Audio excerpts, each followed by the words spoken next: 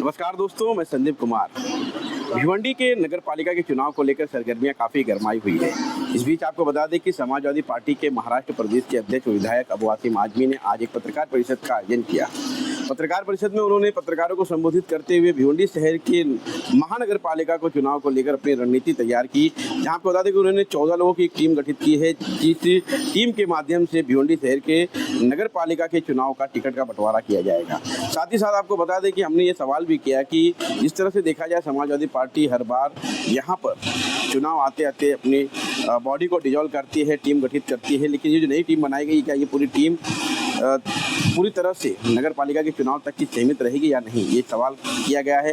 उसका जवाब अबू आसिम आजमी ने दिया, आप पूरे वीडियो में देख सकते हैं। लेकिन आपको बता दें कि जो खासकर समाजवादी पार्टी के कार्यकर्ताओं में एक सवाल बना हुआ है कि विधायक अबू आसिम आजमी ने इसका जवाब दिया, वो भी हम आपको सुनाएंगे। कि उन्होंने कहा कि भिवंडी शहर में जिस तरह से समाजवादी पार्टी के रियाज आजमी और विधायक रईस शेख, इनका आन बान यानी कि इनमें जो खड़ास है, जो इनका आपसी तालमेल नहीं जम पा रहा है, जिसके कारण कार्यकर्ताओं को कहीं न कहीं इसका जो है खामियाना भुगतना पड़ रहा है। इस पर विधायक अबू आसिम आजमी ने जवाब दिया और क्या कहा इस पत्रकार परिषद में विकास के दृष्टिकोण से भी, आइए सुनते हैं।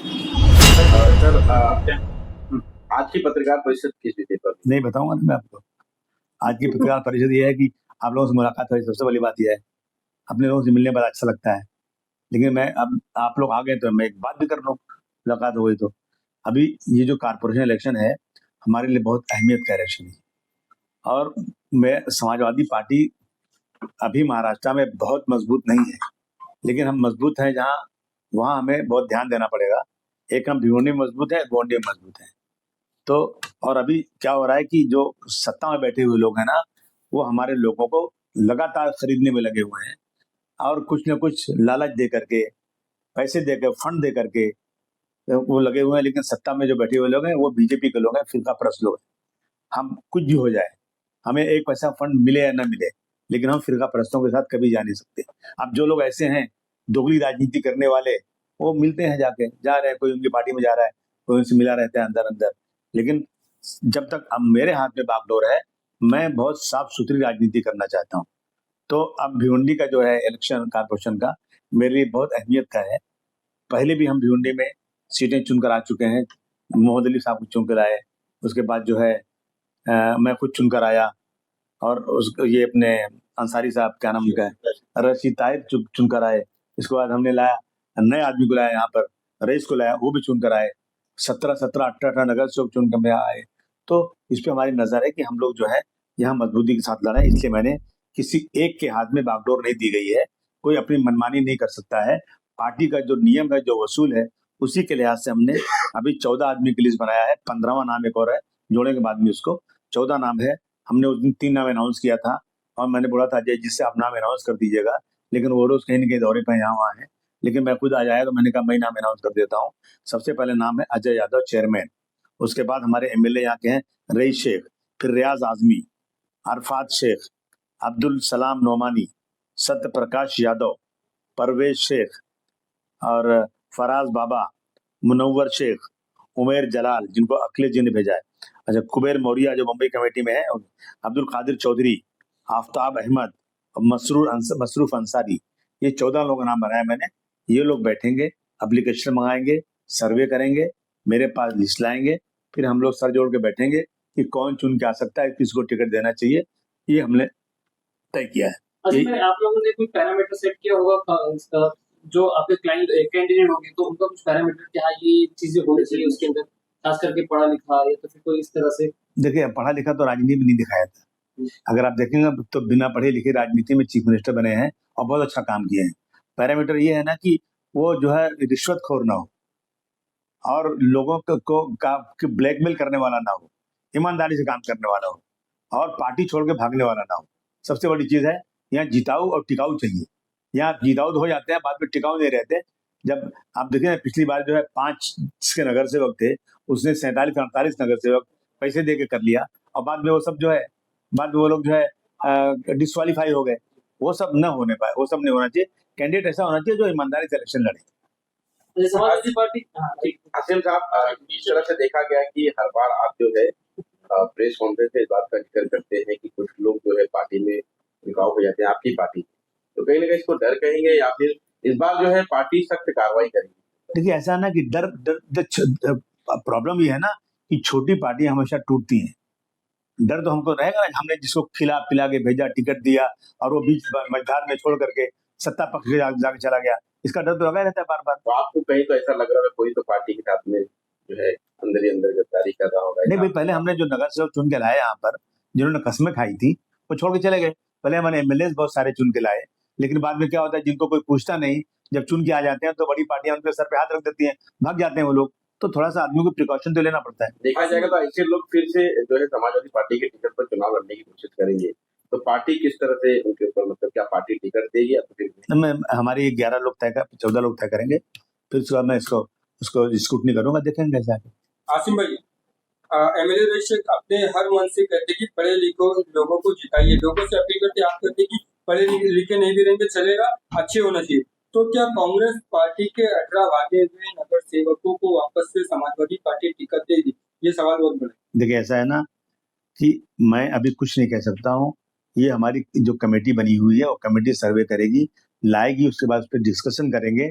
दूसरी बात जो है ना कि पार्लियामेंट में क्रिमिनलाइजेशन यानी क्रिमिनलाइजेशन के ऊपर, अनएजुकेशन के ऊपर बहुत लंबी बहस हो चुकी है कि राजनीति में पढ़े लिखे लोग और क्रिमिनल लोग के बारे में क्या करना है। तो ये डिसीजन लिया गया कि राजनीति में एजुकेशन कोई मैटर नहीं रखती। ये तो इस तो सही बात है कि आदमी पढ़ा लिखा तो अच्छा काम करता है, लेकिन राजनीति में 5 क्लास पढ़े, 6 क्लास पढ़े, 7 क्लास पढ़े, चीफ मिनिस्टर बने हैं और बहुत अच्छा काम किए हैं। तो इसलिए तय हो गया कि राजनीति में टिकट देते वक्त क्वालिफिकेशन पे कोई चीज फैसला नहीं होगा। हाँ, कि क्राइम पे फैसला होगा, जिसकी 2 साल सजा हो गई होगी उसको टिकट नहीं मिलेगा या इलेक्शन लड़ नहीं सकता, ये फैसला हो चुका है। देखा जाए बहुत से भिवंडी में देखा जाता है कि बहुत से ऐसे लोग हैं जो पार्टी से गद्दारी करते हैं और अदर पार्टी में टिकट मांगने के लिए जाते हैं, तो ऐसे में समाजवादी पार्टी क्या नए चेहरे लाएगी या तो फिर उन्हीं में से जो है चेहरे निकालेगी? मेरी तो पूरी कोशिश होगी कि थोड़ा सा कमजोर भी आदमी रहे लेकिन ईमानदार रहे। कहते हैं ना कि मोमिन एक बिल से दोबारा डसा नहीं जाता, हम आजमाए को आजमाए नहीं जाता। उसकी पूरी कोशिश करेंगे, अब देखिए आगे क्या होता है। समाजवादी पार्टी इस चुनाव में क्या किसी गठबंधन के साथ लड़ेगी? नहीं, अकेले लड़ेगी। अकेले लड़ेगी।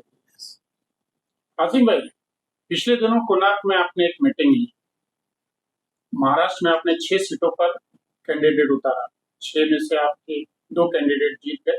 तीसरा कैंडिडेट जिसने भिवंडी शहर कर 2 बार के एमएलए को हराने की कोशिश की, यानी कुछ ही मार्जिन ऑफ वोट से हारा, उस मीटिंग में वो शख्स आपके बाजू में हाजिर नहीं था। क्यों ऐसा? खाली विनिंग कैंडिडेट आपके बाजू में बैठा था, लेकिन जो 2 बार के हारे हुए आमदार को टक्कर दे रहा था वो कैंडिडेट आपके बाजू में क्यों नहीं बैठा था? नहीं समझा मैं। भिवंडी पश्चिम हाँ, अच्छा रियाज नहीं, देखिए ऐसा है कि कुर्सियां बहुत कम थी वहां पे, समझा आपने?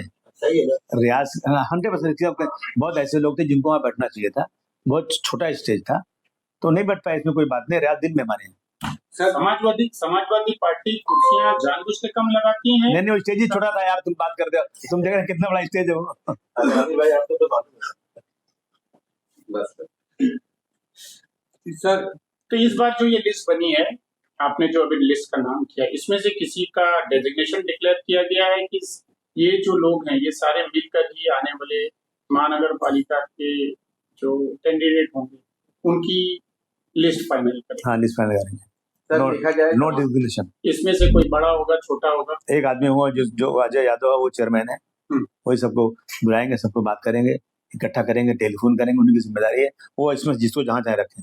रियाज आदमी जिस कैंडिडेट को फाइनल करेंगे, रईस शेख को वो कैंडिडेट में टकराव होने की कोई गुंजाइश?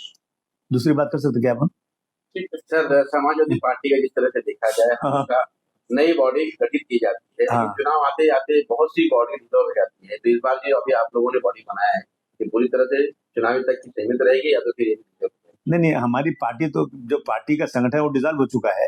ये जो 11 लोगों का ये क्यों डिसॉल्व होगा? ये तो उसके लिए बना हुआ है, इलेक्शन के लिए बनाया गया है। सर, पार्टी भिवंडी शहर को समाजवादी पार्टी की तरफ से अध्यक्ष कब मिले? हाँ, बहुत जल्द। आसिम भाई, पिछले बार 90 नगर सेवक थे, तो इस बार शायद हो सकता है कि 100 के आसपास में या फिर कुछ कम ज्यादा हो गए, उसके 19-20 हो गए। तो समाजवादी पार्टी कितने सीटों के ऊपर अपने उम्मीदवार उतारेगी? भैया हम तो पूरी कोशिश करेंगे 90 या 95 या 100 जितनी सीटों पर अगर मेरे वहां उम्मीदवार अच्छे होंगे तो मैं हर सीट पर लाने की कोशिश करूंगा।